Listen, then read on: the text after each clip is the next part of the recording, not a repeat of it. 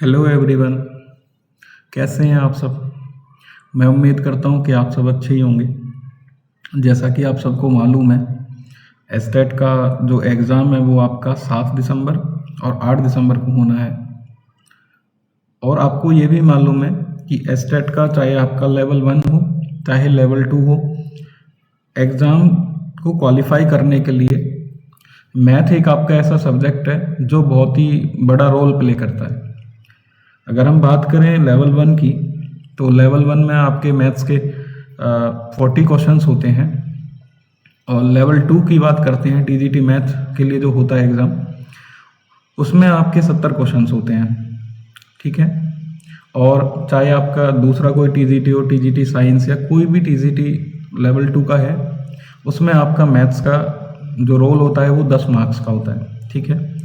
तो इसी चीज़ को ध्यान में रखते हुए कि भाई एस्टेट को क्वालिफाई करने के लिए मैथ का जो रोल है वो बहुत ज़्यादा है, तो उसी को ध्यान में रखते हुए मैं आज आपके लिए लेके आया हूँ एक मैराथन क्लास, जिसमें हम कवर करेंगे मैथ्स के बहुत सारे क्वेश्चंस को, जिसमें मैं आपको कुछ नए कंसेप्ट्स, कुछ नई ट्रिक्स भी बताऊंगा। ठीक है। चलो चलते हैं अपने वीडियो की ओर। तो आपका पहला क्वेश्चन है कि भाई रेहान की मासिक आय, ठीक है, रेहान की मासिक आय और व्यय का जो अनुपात है वो आपका 7:3 है। ठीक है। यदि उसका व्यय जो है वो 3,600 रुपये है, तो आपको मासिक आय बतानी है कितनी होगी। ठीक है। चलते हैं इस क्वेश्चन की ओर। ठीक है।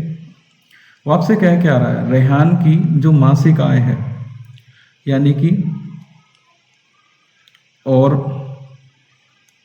आपका व्यय है यानी कि कितना उसका खर्चा हो रहा है, उसका हमें अनुपात दिया हुआ है। कितना दिया हुआ है? 7:3। ठीक है। अब आपसे क्या रहा है कि भाई जो उसका व्यय है, यानी जो ये आपका क्या है, ये तो व्यय है। ठीक है। ये आपकी मासिक आय है। ठीक है। अब आपसे कह रहा है कि भाई जो उसका व्यय है यानी कि जो उसका खर्चा है, उसकी वैल्यू आपकी कितनी है? उसकी वैल्यू है आपकी 3600 रुपये। यानी हम ये कह सकते हैं जो 3 यूनिट है, यानी ये आपकी 3 यूनिट के बराबर है। ठीक है। जो 3 यूनिट है वो आपकी वो कितने के बराबर है? 3600 के बराबर है। अगर हम यहाँ से 1 यूनिट की वैल्यू निकाल लेते हैं, ठीक है, तो हमें चाहिए क्या, इस 7 यूनिट की वैल्यू क्या होगी। ठीक है। तो हम क्या करेंगे, 1 यूनिट की वैल्यू निकाल लेंगे यहाँ से। तो 1 यूनिट की वैल्यू क्या होगी? कम होगी। तो हम क्या करेंगे, 3600 को क्या करेंगे, 3 से भाग कर देंगे। ठीक है। तो ये आ जाएगा आपका कितना, 1200 के बराबर। अब आपसे पूछ रहा है कि उसकी मासिक आय कितनी होगी। भाई मासिक आय कितनी है? 7 यूनिट के बराबर। जब 1 यूनिट की वैल्यू हमें 1200 दे दी गई है, या हमने कैलकुलेट किया 1200, तो 7 यूनिट की वैल्यू कितने के बराबर होगी? 7 गुना में 1200। ठीक है। 7 गुना में 1200, तो आप गुना करेंगे कितने के बराबर आएगी? 8,400 रुपये के बराबर आएगी। कितने के बराबर आएगी? 8,400 रुपये के बराबर। जो आपका कौन सा है, ऑप्शन नंबर कौन सा है? ए है। ऑप्शन नंबर कौन सा है आपका? ए है। ठीक है। अगला क्वेश्चन आपका कि दिए गए डाटा यानी आपका डाटा है कि भाई 8, 9, 12, 13, 15, 3, हमें इसका औसत बताना है। ठीक है। तो हम कैसे निकालेंगे इस क्वेश्चन को? देखो हम औसत कैसे निकालते हैं, पहले हम देखेंगे हमारे पास डाटा क्या है। 8, 9, 12, 13, 15, 3। ठीक है। ये हमें डाटा दिया हुआ है, इस डाटा का हमें एवरेज निकालना है। ठीक है। औसत निकालना है। तो हम क्या करेंगे, पहले सबको जोड़ देंगे। 8 + 9 + 12 + 13 + 15 प्लस में आपके 3। फिर हमें भाग किससे करना है? जितने आपके नंबर हैं। ठीक है। 1, 2, 3, 4, 5 और 6। ठीक है। ये आपका एवरेज निकल के आ जाएगा। कैलकुलेट करते हैं। 15 और 3 हो गए 18, 18 और 13 हो गए 31, 31 और 12 हो गए आपके 43, 43 और 9 हो गए 52, और 52 और 8 हो गए आपके 60। ठीक है। 6 से भाग करेंगे, कितना आएगा आपका? 10 आ जाएगा। ठीक है। यानी इसका जो डाटे का एवरेज आएगा, औसत आएगा, वो आएगा 10, जो कि आपका कौन सा है? ऑप्शन नंबर ए है। ठीक है। अगला क्वेश्चन आपका, यदि 687x29 9 से विभाज्य है, तो 2x का मान क्या होगा ये हमें बताना है। ठीक है, 2x का मान क्या होगा ये हमें बताना है। ठीक है, पहले देखो 687x29 किससे भाग है, 9 से भाग है। देखो 9 का जो विभाज्य की जो हम कैसे चेक करते हैं, जो 9 का भाजकता का नियम है, डिविजिबिलिटी रूल है, वो ये कहता है कि जितने आपके डिजिट्स हैं उन डिजिट्स का सम यानी उन डिजिट का जो योग है अगर वो 9 से भाग हो जाता है तो वो नंबर हमारा क्या हो जाता है, 9 से भाग हो जाता है। ठीक है, ये आपका 9 से विभाजकता का नियम है। हम क्या करेंगे, इनको जोड़ेंगे, 6 और 8 आपके हो गए 14 और 7 21, 21 और 2 23, 23 और 9 32। आपका यहाँ से क्या आया 32 प्लस एक्स। ठीक है, 32 प्लस एक्स आया। अब आप देखिए कि हम 32 में क्या जोड़ें कि वो 9 से भाग हो जाए। अब देखो 9 का जो 32 से अगला मल्टीपल है वो आपका कितना है, 32 से आगे कौन सा ऐसा नंबर है जो 9 से भाग हो जाता है, वो होता है क्या 36। 36 एक ऐसा नंबर है 32 से आगे जो 9 से भाग हो जाता है। तो हमारा हम x की जगह पे क्या रख सकते हैं, हम रख सकते हैं 4। क्या रख सकते हैं 4, यानी 32 प्लस 4 कितना हो जाएगा 36 और 9 से भाग हो जाएगा। यानी हमें यहाँ पे x की वैल्यू क्या मिल गई है, x की वैल्यू मिल गई हमें क्या 4 मिल गई। ठीक है, अब आपसे पूछ क्या रहा है 2x का मान क्या होगा।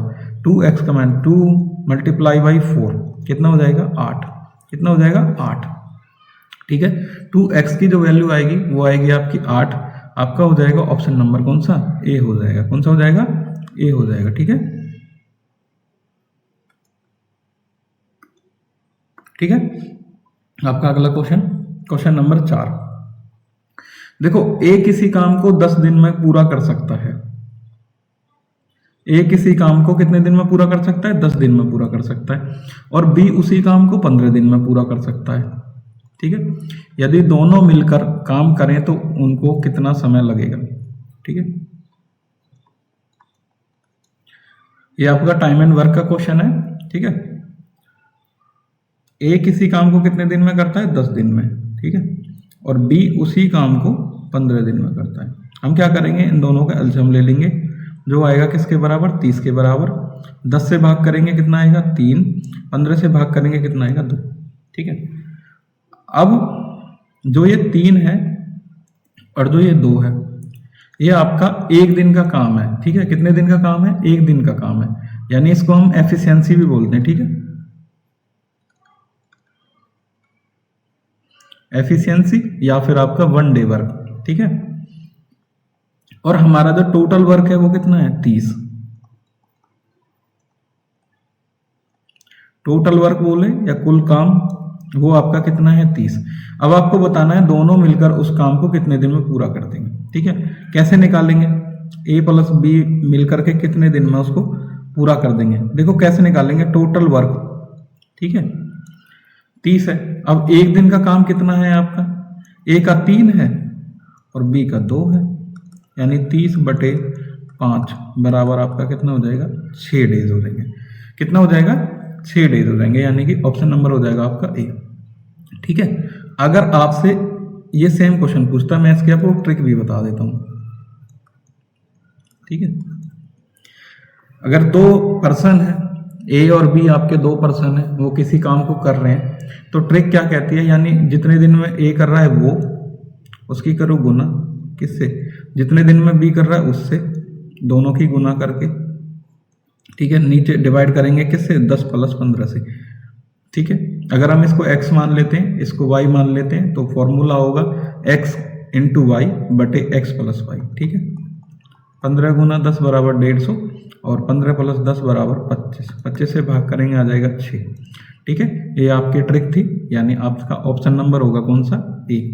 ठीक है, अगला क्वेश्चन आपका, यदि x का 22%, ठीक है, कोई एक नंबर है x, उसका 22% y के 60% के बराबर है, तो y अनुपात x किसके बराबर होगा ये हमें बताना है। ठीक है, ध्यान रखना है x का 22%। ठीक है, करते हैं, चलो x नंबर लिया, 22% का मतलब होता है आपका 22/100 बराबर किसके है, y के 60% के। तो हम इसको लिख सकते हैं 60/100, ठीक है, बराबर के लेफ्ट साइड में और बराबर के राइट साइड में। 100 से हम इस 100 को काट देंगे, ठीक है, 2 से काटेंगे हम इसको, 2 से 11, 2 से 30, आपका आ गया किसके बराबर, 11x बराबर किसके है, 30y के। हम x अपॉन वाई की वैल्यू निकाल लेंगे यहाँ से, x अपॉन वाई बराबर, जब ये y इधर आएगा तो ये 11 किसके बटे में चला जाएगा, 30 के बटे में, ठीक है। हमारे पास आ गया x अपॉन वाई, यानी x अनुपात y क्या है, 30 अनुपात 11। अब हमसे पूछ क्या रहा, y अनुपात x। अब देखिए y की वैल्यू कितनी है आपकी 11 और x की वैल्यू कितनी है आपकी 30, तो y अनुपात x क्या आएगा, 11/30, ठीक है। हम जल्दीबाजी में क्या करते हैं, हम लिख देते हैं सीधा 30/11, जो कि आपका क्या हो जाएगा, गलत हो जाएगा। आपको ध्यान से देखना है। देखो एग्जाम में प्रेशर बहुत होता है, और प्रेशर में क्या होता है कि आपके जो बहुत आसान से क्वेश्चन है जो आपको आते हैं वो गलत हो जाते हैं। तो हमको बिल्कुल ही पीसफुल माइंड से, ठीक है, आराम से अपना जो पेपर है वो सॉल्व करना है, और इन छोटी छोटी चीज़ों का बहुत ध्यान रखना है, ठीक है। तो y अनुपात x आपका कितना आएगा, 11/30, ठीक है। ऑप्शन नंबर हो जाएगा आपका कौन सा, डी हो जाएगा, ठीक है। आपका अगला क्वेश्चन नंबर 6, वर्गाकार मैदान का क्षेत्रफल आपको दिया हुआ है, ठीक है। इसके विकर्ण की लंबाई क्या होगी। देखो क्वेश्चन सॉल्व तो मैं आपको करवाऊंगा, उससे पहले मैं आपको एक दो चीजें बता देता हूं, ठीक है। वर्गाकार मैदान है आपका, ये मान लो, ठीक है, ध्यान से देखना है आपको। पहली बात तो ये होती है, कोई भी वर्गाकार मैदान है या फिर मीन्स कोई भी वर्ग है, स्क्वायर है, उसकी सारी भुजाएं बराबर होती हैं, यानी ये भी a है, ये भी है, ये भी a है और ये भी a है, ठीक है। पहली बात तो ये है। दूसरी बात, अगर हम विकर्ण उसका खींचते हैं तो जो वर्ग के चारों कोण होते हैं वो आपके 90 डिग्री के बराबर होते हैं, 90 90 90, चारों की जो वैल्यू होती है वो हर कोण की वैल्यू 90 के बराबर होती है। तो अब आप देखिए, अगर मैं इस ट्राइंगल को ले लेता हूं, ठीक है, ये राइट एंगल ट्राइंगल बन जाएगा, जिसकी एक भुजा a है, दूसरी भी a है। हम इसकी वैल्यू निकाल सकते हैं, तो हम यहाँ पे क्या करेंगे, पाइथागोरस थ्योरम लगा देंगे, तो हमारे पास आ जाएगा a की पावर 2 प्लस a की पावर 2, ये हो जाएगा 2a², रूट जो 2 है वो रूट के अंदर रहेगा, a² की जगह पे जो वैल्यू आएगी वो आएगी a, यानी, ठीक है। तो इसका जो डायगोनल आएगा यानी उसकी वैल्यू आएगी कितनी, √2a। अब क्वेश्चन को करते हैं, वो आपसे कह रहा है कि वर्गाकार मैदान का क्षेत्रफल, यानी जो क्षेत्रफल होता है वो आपका आता है a की पावर 2, उसकी वैल्यू कितनी है आपकी 3200, ठीक है। a बराबर हम निकालते हैं तो क्या करेंगे, ये जो इधर क्या है स्क्वायर है, तो इधर स्क्वायर रूट में चला जाएगा, 3200 का हम स्क्वायर रूट निकालेंगे। a बराबर, हम 3200 को ऐसे नहीं लिख सकते, 1600 गुना में 2 लिख सकते हैं। देखो 1600 का जो वर्गमूल है, ठीक है, उसकी वैल्यू तो आ जाएगी आपकी कितनी 40, और जो 2 है वो रूट के अंदर रह आएगा, ठीक है। अब आपसे कह रहा है कि इसके विकर्ण की लंबाई क्या होगी। विकर्ण है आपका क्या होता है, मैंने अभी बताया कि √2a, विकर्ण की लंबाई क्या होती है, √2a, ठीक है। अब देखिए √2 तो है ही, a की वैल्यू क्या आई आपकी 40√2, ठीक है। √2 से जब √2 की मल्टीप्लाई करेंगे तो रूट हट जाएगा और क्या आ जाएगा 2 आ जाएगा, यानी 40 गुना में आपका 2 बराबर 80, ठीक है, 80 मीटर आ जाएगा, ठीक है। आपका ऑप्शन नंबर कौन सा हो जाएगा, डी हो जाएगा, ठीक है। आपका अगला क्वेश्चन नंबर 7, ध्यान से देखिए। एक पुस्तक का अंकित मूल्य 1500 रुपये है, ठीक है, और उसे 1380 रुपये में बेचा जाता है। छूट की दर क्या है वो आपको बतानी है। देखो मैं आपको एक चीज़ बता देता हूँ, मान के चलो आप किसी दुकान पे गए और आपको एक शर्ट लेनी है, उस शर्ट पे जो स्टिकर लगा होता है यानी जो उस पर मूल्य अंकित होता है वो 1500 है, ठीक है।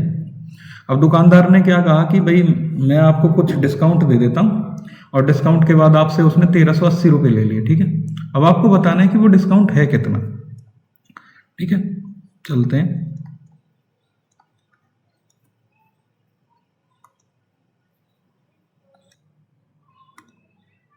ठीक है, वो आपसे पूछ रहा है कि वो डिस्काउंट की वैल्यू क्या है, वो हम निकाल देंगे। ठीक है, चलो चलते हैं। देखो अंकित मूल्य आपका कितना है, 1500 रुपये। ठीक है, और विक्रय मूल्य, ठीक है, इसको हम एमपी बोल देते हैं, मार्क प्राइस, और ये आपका होता है एसपी 1380 रुपये। पहले तो आप ये देखिए कि अंकित कितने रुपए की आपको छूट मिली है, यानी कि डिस्काउंट कितना मिला है।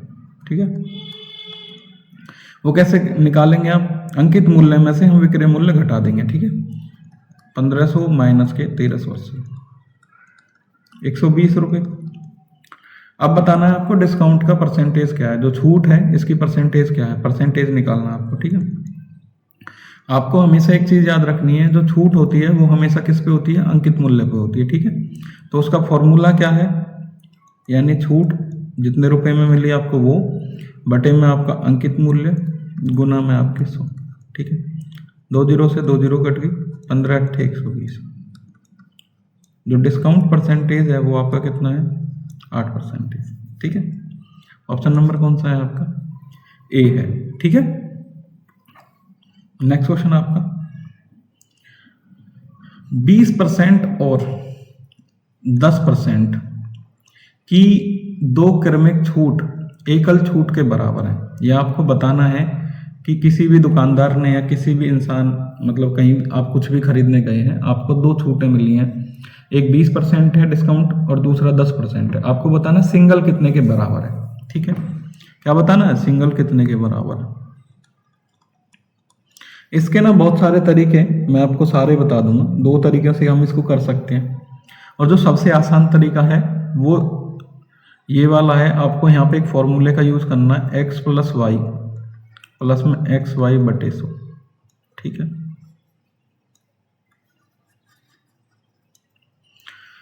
ये फॉर्मूला आपको याद रखना है, ये बहुत सारी जगह यूज होगा। ठीक है, बहुत इंपॉर्टेंट फॉर्मूला भी है।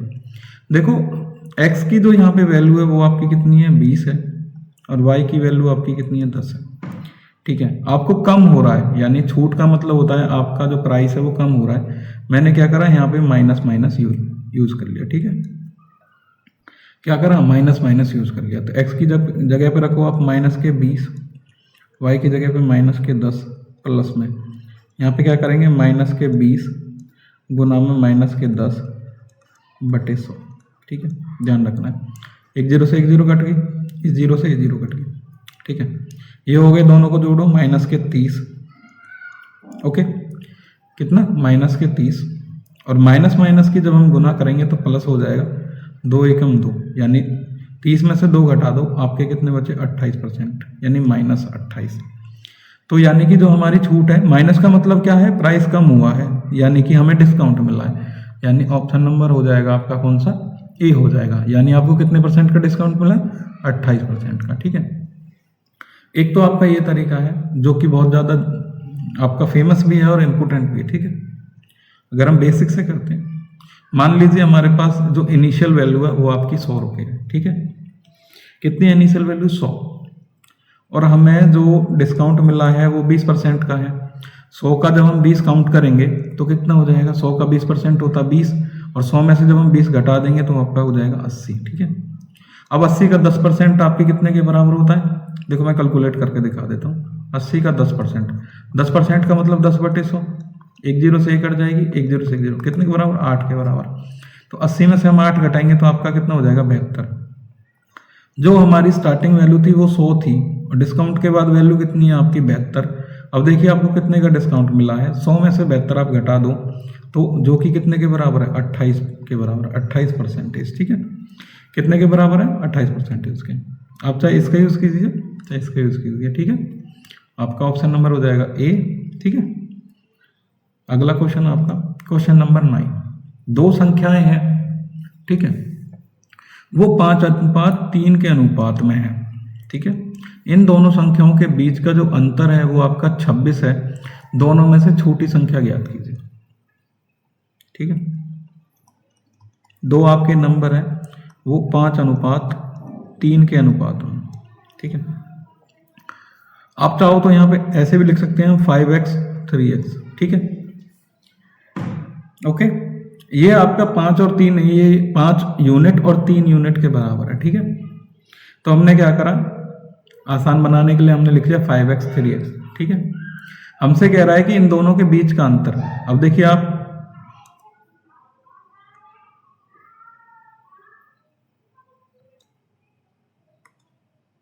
ठीक है, इन दोनों के अंतर देखिए, दोनों के बीच का जो अंतर है उसको देखिए। 5x में से 3x घटाएंगे तो हमारे पास बचेंगे 2x, और इस 2x की वैल्यू हमें दी हुई है कितने के बराबर, 26 के बराबर, ठीक है। तो x की वैल्यू हम कैसे कैलकुलेट करेंगे, 26/2 बराबर 13, ठीक है। अब आपसे कह रहा है दोनों में से छोटी संख्या क्या है, 3x, क्या है 3x, 3x मीन्स 3 × 13 बराबर 13 थी, कितने हो गए 39, ठीक है। क्या है 39, ऑप्शन नंबर कौन सा है आपका, ए। अगर आपसे पूछता कि भाई बड़ी संख्या क्या है, 5x यानी 13 × 5 बराबर 65 हो जाता आपका, ठीक है। अगला क्वेश्चन आपका, क्वेश्चन नंबर 10। एक वस्तु का अंकित मूल्य 1500 रुपये है, उस पे आपको 2 क्रमिक छूट मिलती हैं लगातार, एक 10% की है, दूसरी 20% की है। अब हमें बताना वस्तु का विक्रय मूल्य क्या होगा, ठीक है। वस्तु का विक्रय मूल्य क्या होगा, ठीक है। ध्यान से देखिए, 1500 रुपये, पहला डिस्काउंट मिला कितने का है, 10% का, और जब हम 1500 का 10% कैलकुलेट करेंगे तो वो आएगा 150 के बराबर। कितने के बराबर हो जाएगा, 150, ठीक है। 1500 में से जब हम 150 घटाएंगे तो आपके बचे कितने, 1350। अब वो आपसे कह रहा है फिर उसके बाद उसको दूसरी छूट कितनी मिल रही है, 20%। कितनी मिल रही है, 20%। 20% का मतलब क्या है, 1/5, या फिर ऐसे हम इसकी 20% कैलकुलेट करेंगे, 1350 की जो डिस्काउंट है वो आपका आएगा कितना, 270 रुपये, ठीक है, 270। और हम क्या करेंगे, इसमें से 270 घटा देंगे, आपका कितना आ जाएगा, 1080। कितना आ जाएगा, 1080, ठीक है। एक तो आपका आंसर ये आ गया, आपका ऑप्शन नंबर हो जाएगा कौन सा, ये, ठीक है। एक तो ये तरीका है। दूसरा क्या है कि भाई आपका अंकित मूल्य कितना है, 1500 रुपये, ठीक है। हम क्या करेंगे, दोनों क्रमिक जो छूट है उसकी सिंगल निकाल लेंगे। अभी मैंने पिछले एक क्वेश्चन में आपको बताया था एक्स वाई वाला फॉर्मूला, ठीक है। तो लिखिए 10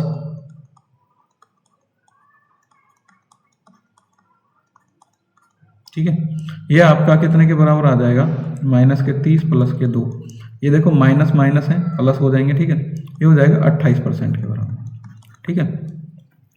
28% क्या मिली है आपको, छूट मिली है, ठीक है।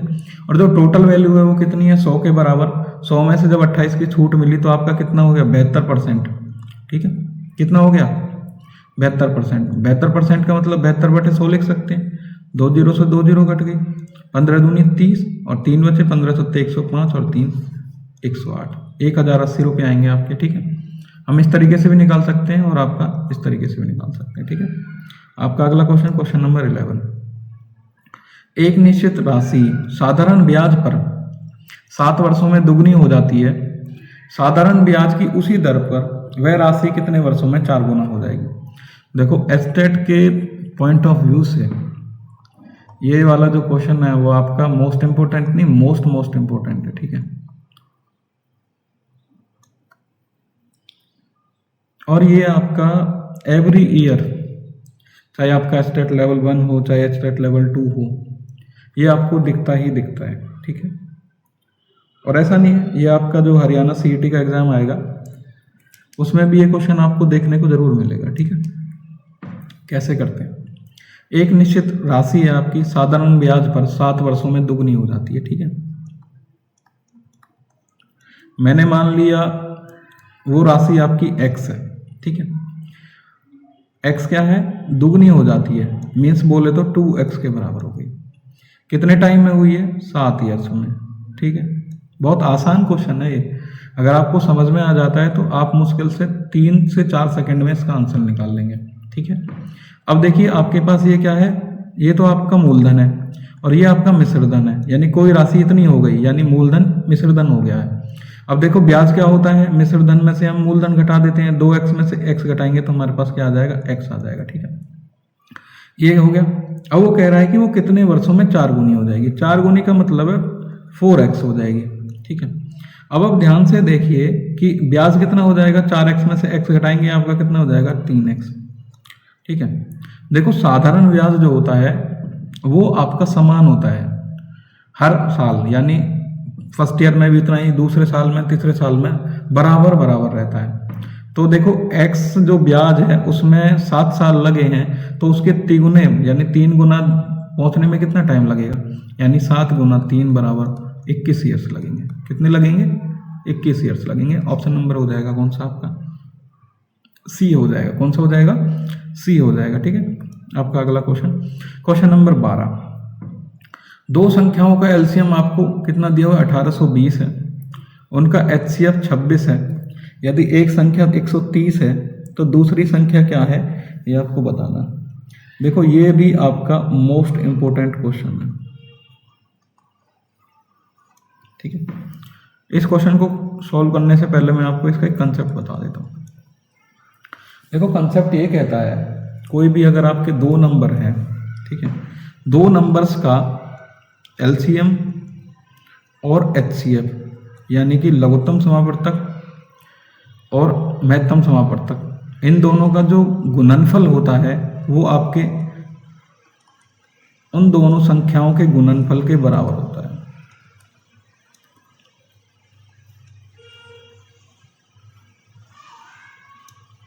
ठीक है, ये आपको याद रखना है, एलसीएम गुना में एचसीएफ बराबर फर्स्ट नंबर गुना में सेकंड नंबर, ठीक है।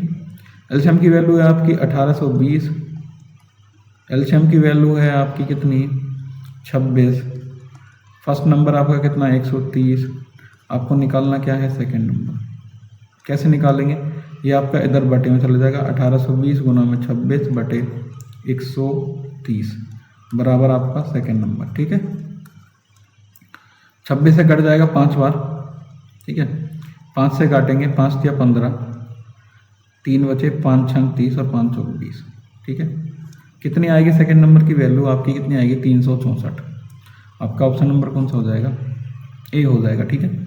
ये क्वेश्चन भी आपके एग्जाम के पॉइंट ऑफ व्यू से बहुत इंपॉर्टेंट है, ठीक है। सेम टू सेम मिलता है, कोई चेंजेस नहीं है, बस आपसे क्या करेगा, आपको 4 में से कोई 3 वैल्यू दे देगा, एक वैल्यू निकलवाएगा, ठीक है। आपका अगला क्वेश्चन, पी क्यू और आर किसी कार्य को क्रम से 12 दिन, 10 दिन और 15 दिनों में पूरा कर सकते हैं। तीनों मिलकर उस काम को कितने दिनों में पूरा करेंगे, ये आपको बताना। बहुत आसान क्वेश्चन है। पी है, एक क्यू है और एक आर है। ये आपके 12 दिन में पूरा करते हैं, या 10 दिन में, और ये 15 दिन। हम इनका एलसीएम ले लेंगे, वो आपका कितना आ जाएगा 60 के बराबर। 12 से भाग करो 5 बार, 10 से भाग करो 6 और 15 से भाग करोगे 4, ठीक है। अब आपका ये क्या है 5, ये पी का 1 दिन का काम है, ये क्यू का 1 दिन का है, ये 4 का ये 4 जो है वो आर का 1 दिन का है, ठीक है। आपसे कह रहा है कि वो पूरा काम जो तीनों मिलकर उस काम को कितने दिन में करेंगे। टोटल वर्क आपके कितने के बराबर है, 60 के बराबर। तो हम कैसे निकालेंगे, P plus Q plus R कितने दिन में करेंगे 60, यानी टोटल जो काम है उसको हम तीनों के 1 दिन के काम से भाग कर देंगे। तो जोड़ो 5 + 6 11 और 4 15, ठीक है। 15 से 4 बार, ठीक है। ऑप्शन नंबर हो जाएगा आपका कौन सा, बी हो जाएगा, यानी P plus Q plus R तीनों मिल करके उस काम को 4 दिन में पूरा कर लेंगे, ठीक है। कितने दिन में पूरा कर लेंगे, 4 दिन में करेंगे। क्वेश्चन आपका question number 14, time and work का ही क्वेश्चन है, ठीक है। ए और बी एक काम को 36 दिन में पूरा कर सकते हैं, बी और सी उसी काम को 60 दिन में पूरा कर सकते हैं, ए और सी समान काम को 40 दिन में पूरा कर सकते हैं। बी अकेला उस काम को कितने दिन में पूरा करेगा, ये आपको बताना है, ठीक है। बहुत आसान क्वेश्चन है, अगर आप इसको समझ लेते तो बहुत आसान है, ठीक है। वो आपसे क्या कह रहा है, ए प्लस बी मिलकर के कितने दिन में पूरा करते हैं, 36 दिन में। बी प्लस सी मिलकर के कितने दिन में पूरा करते हैं, 45 दिन में, ठीक है। और 60 दिन में, 60 दिन में। और सी प्लस ए यानी ए प्लस सी मिलकर के कितने दिन में पूरा करते हैं? 45 दिन में। वही सेम प्रोसीजर हम क्या करेंगे, तीनों का एलसीएम लेंगे, वो किसके बराबर आएगा? 180 के बराबर। 36 से भाग करेंगे 5, 60 से भाग करेंगे 3, 45 से भाग करेंगे 4। अब देखो आपके पास जो ये 5 है यानी ए प्लस बी मिलकर के एक दिन में 5 काम करते हैं, बी प्लस सी मिलकर के एक दिन में 3 काम करते हैं और ए प्लस सी मिलकर के 4 काम करते हैं। अगर हम तीनों का एक एक दिन का काम निकालें तो देखिए ए और ए यानी 2a, बी और बी 2b और सी हो गए आपके कितने? 2a plus 2b plus 2c। इसकी वैल्यू कितनी है आपकी? जोड़ो, 5 और 3 8 और 4 12। हम क्या करेंगे, 2 कॉमन ले लेंगे, a प्लस बी प्लस सी की वैल्यू कितनी आ जाएगी? 12। ठीक है, और a प्लस बी प्लस सी की वैल्यू हमें निकालनी है, किसके बराबर आएगी? ये यहाँ गुना में तो इधर बटे में चला जाएगा, 12/2 मीन्स 6। ठीक है, a प्लस बी प्लस सी का जो एक दिन का काम है वो आपका 6 है। आपको निकालना क्या है? b उस काम को कितने दिन में कर देगा। अब आप देखिए b की एफिशिएंसी निकाल लीजिए। ये यहाँ पे क्या है? ये b प्लस सी की है और ठीक है ये a प्लस बी की है, हम b की निकालना है। अगर हम a प्लस बी प्लस सी में से a प्लस सी की एफिशिएंसी घटा देते हैं यानी कि एक दिन का काम घटा देते हैं तो हमारे पास b का एक दिन का काम आ जाएगा।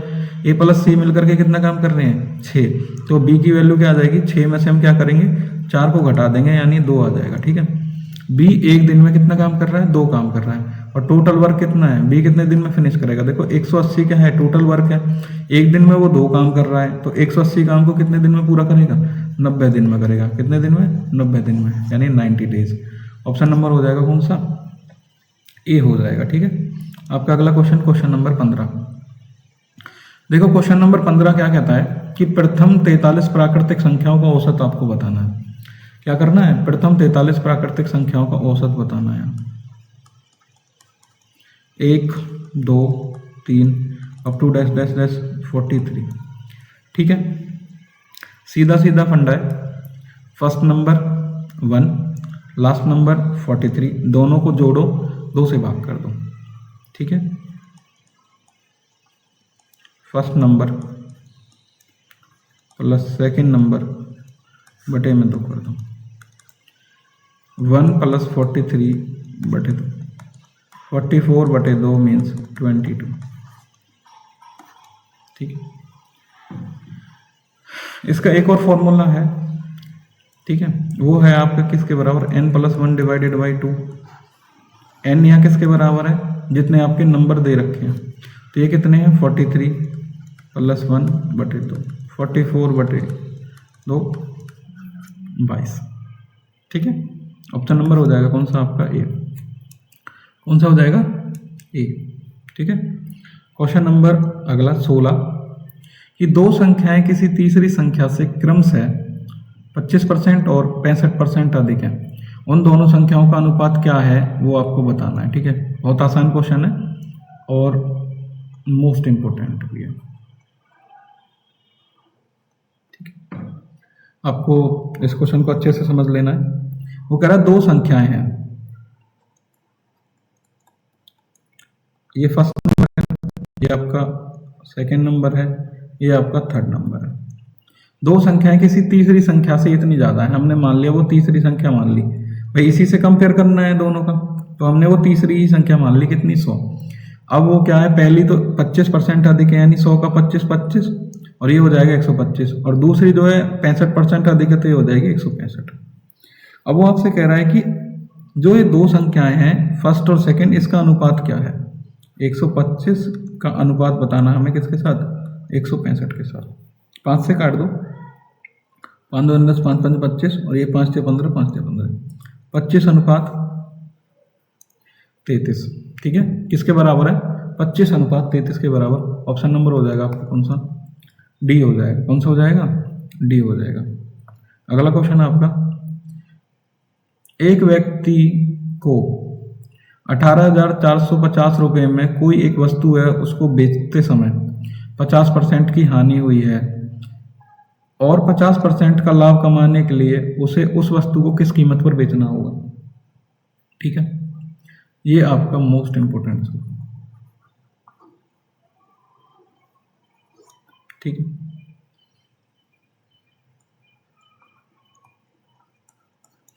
इस टाइप के क्वेश्चन को मैं आपको एक ऐसी ट्रिक बता दूंगा जो आपके मैक्सिमम 10 सेकंड से भी पहले क्वेश्चन आपका सॉल्व हो जाएगा। आपको देखना है बेच रहा है ना, पहले आपको लिखना है विक्रय मूल्य गुना में। अब आप देखिए कि वो जितने परसेंट का वो लाभ प्राप्त करना चाह रहा है ना, ठीक है, ये देखिए इतना लाभ कमाना चाह रहा है तो उसको 100 प्लस लाभ परसेंटेज। अब ध्यान रखना है नीचे क्या लिखेंगे हम, जब उसने उस चीज को बेचा था अगर उसको हानि हुई है तो 100 माइनस के हानि परसेंटेज, और थोड़ा सा लाभ हुआ है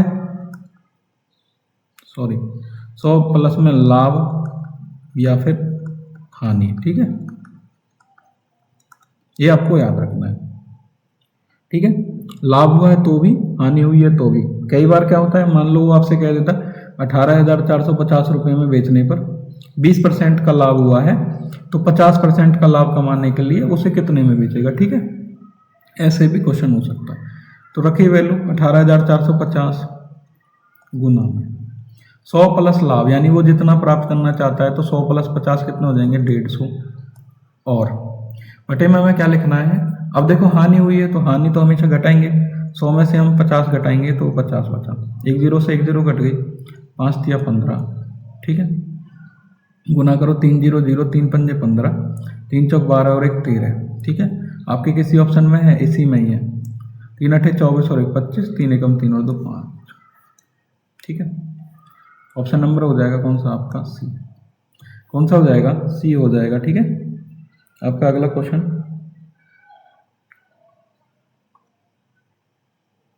ठीक है, क्वेश्चन नंबर 18। वो आपसे क्या कह रहा है, वो आपसे कह रहा है कि 600 फीट लंबी एक ट्रेन है, 800 फीट लंबे प्लेटफॉर्म को 10 सेकंड में पार कर लेती है, ट्रेन की गति क्या होगी, ठीक है। पहले देखो इस कंसेप्ट को समझ लो, ये तो आपकी ट्रेन है, ये इंजन है, यहाँ पे आपके लोको पायलट साहब बैठे हुए हैं, ठीक है, ये आपका प्लेटफॉर्म है, ध्यान से देखना है आप। ये ट्रेन है, इस ट्रेन की जो लंबाई है वो 600 फीट है, कितनी है 600 फीट, और ये जो प्लेटफॉर्म है ये 800 फीट का है, ठीक है। ट्रेन जो है वो प्लेटफॉर्म को पार कब करेगी, जब ये ट्रेन यहाँ से चल के, यहाँ से ये ट्रेन, ये प्लेटफॉर्म का स्टार्टिंग है, ये प्लेटफॉर्म का एंड है। देखो स्टार्टिंग से चल के जब यहाँ पहुंच जाएगी, यानी कि जो ये ट्रेन का पिछला हिस्सा है, यानी ये यहाँ पे जब पहुंच जाएगा, ठीक है, जब यहाँ पे पहुंच जाएगा, ठीक है, तो मानेंगे उसने क्या कर लिया, प्लेटफॉर्म को पार कर लिया है, ठीक है, ये तो कंफर्म हो गया भाई। जब इसने क्या करा, इसने कितनी दूरी तय कर ली है, यहां से यहां तक की दूरी तय करी है टोटल, तो आपकी कितनी हो गई 1400 फीट, यानी मैं कहूं तो टोटल डिस्टेंस किसके बराबर है, 1400 फीट के, ठीक है। कितने सेकंड में पार करी है, 10 सेकंड में। तो चाल आपको बतानी है, गति जो है या चाल जो भी है वो आपकी गति किसके बराबर होती है, कुल दूरी बटे कुल समय, कुल दूरी बटे कुल समय। कुल दूरी है आपकी कितनी 1400 फीट, कितने सेकंड में, 10 सेकंड में पार कर रही है, तो 140 फीट पर सेकंड, 140 फीट पर सेकंड, यानी आपका ऑप्शन नंबर हो जाएगा कौन सा, सी हो जाएगा। कौन सा हो जाएगा, सी हो जाएगा, ठीक है। Question number 19, very very important, percentage का बहुत अच्छा और इंपॉर्टेंट क्वेश्चन है। उत्तीर्ण होने के लिए अभ्यर्थी को 40% अंक चाहिए, और 220 अंक प्राप्त करने वाला जो विद्यार्थी है या अभ्यर्थी है वो 20 अंक से फेल हो जाता है। अधिकतम कितने अंक होंगे ये हमें बताना है। पहले तो आप ध्यान रखिए, पास होने के लिए उसको कितने परसेंट नंबर चाहिए, 40%। कितने चाहिए, 40%। अगर मान लो पास होने के लिए उसका 40% नंबर चाहिए, वो 220 नंबर लेके आता है, ठीक है, और वो 20 नंबर से फेल हो जाता है, यानी वो 20 नंबर और ले आए, यानी हम इसमें 20 और जोड़ देते तो वो पास हो जाएगा।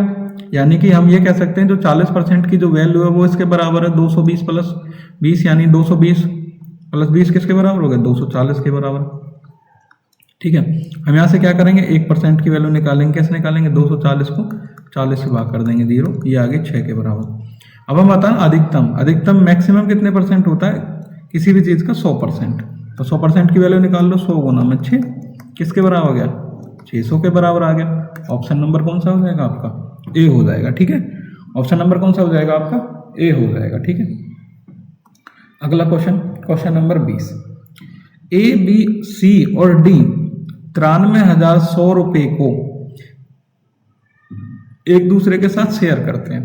ठीक है, यदि ए अनुपात बी जो है वो आपका 1:2 है, बी अनुपात सी 3:4 है, सी अनुपात डी 5:6 है, तो हमें बताना सी का हिस्सा कितना होगा। अब हम क्या करेंगे, जो अलग अलग अनुपात आपको दे रखे हैं हम उसको सिंगल अनुपात निकालेंगे। ठीक है, ए अनुपात बी, बी अनुपात सी और सी अनुपात डी की हमें वैल्यू दी हुई है, किसके किसके बराबर है, लिख लेते हैं। ए अनुपात बी है आपका 1:2, बी अनुपात सी है आपका 3:4 और सी अनुपात डी है आपका 5:6। अब ध्यान रखना है, आपके पास जो अनुपात निकल के आएगा वो आएगा ए अनुपात बी अनुपात सी अनुपात डी, इसकी वैल्यू आएगी। पहले तो जो पहली जो लाइन है ना, तीनों की जो पहली लाइन है उसको गुना करो, 1 गुना 3 गुना 5 कितने के बराबर आया, 15 के बराबर। अब क्या करो, एक नंबर को छोड़ दो और इधर की लाइन से एक नंबर उठा लो, 3 गुना 5 15, 15 दूनी आपके कितने हो गए 30। अब क्या करो, इन दोनों नंबर को छोड़ दो और इधर से 2 उठा लो, 5 5 दूनी 10, 10 चौक 40। अब क्या करो, इन तीनों को छोड़ दो, इस तीनों को उठा लो, 2 चौक 8, 8 6 48।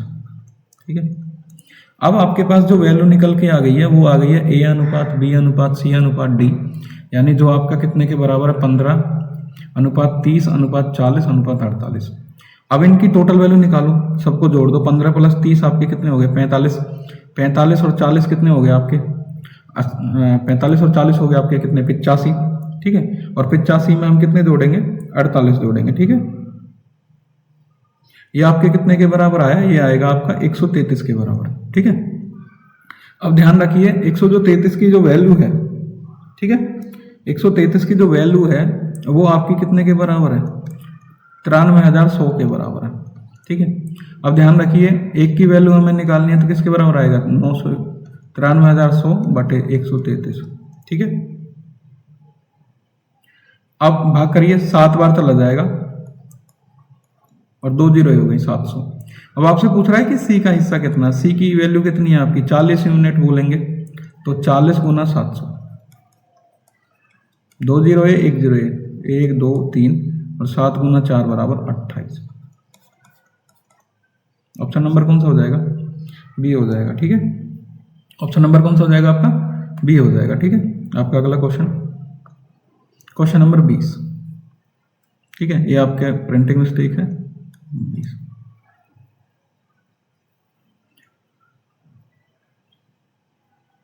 तीन संख्याओं का अनुपात आपको दिया हुआ है 3:4:5। ठीक है, और उनका एलसीएम आपका कितना है, 1800। दूसरी संख्या क्या है वो आपको बतानी है।